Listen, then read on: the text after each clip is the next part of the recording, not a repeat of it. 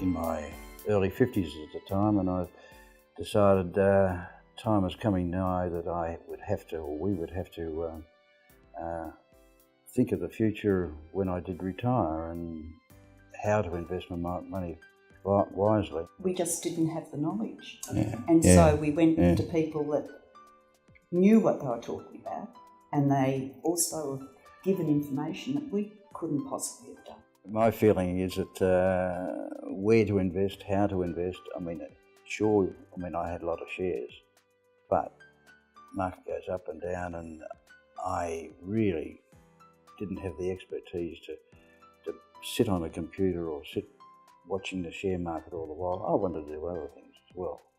Go out and play golf or just go on holidays. You can't, in my opinion, expect to be following financial markets all the while and expect to try and pick the peaks of them.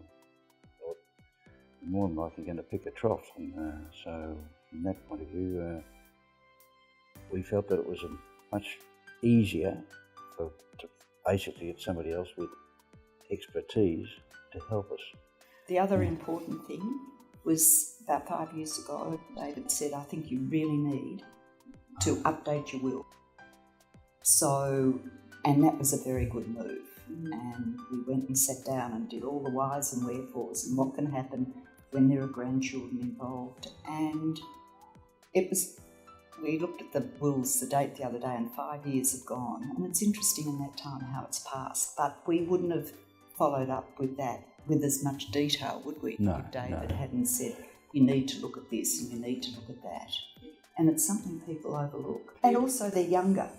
And that makes a difference also. Our age, people do get very set in their ways and you go down a very narrow path. But people like yourselves, it broadens your horizons. Yeah. You come in here and you look at David Pitt and you think, yes, we've watched his children arrive and watched him get older, and that's important. David in particular has been very personal. He gets to know what you want to do and your family, and we know his family, not that I haven't met the kids, but still. But you see them grow up, or you hear of them growing up, and I think that's nice. And he knows all our grandchildren and all this, and he's always talking about footy and cricket and all that sort of thing. You need something else apart from just coming to sit in a finance meeting.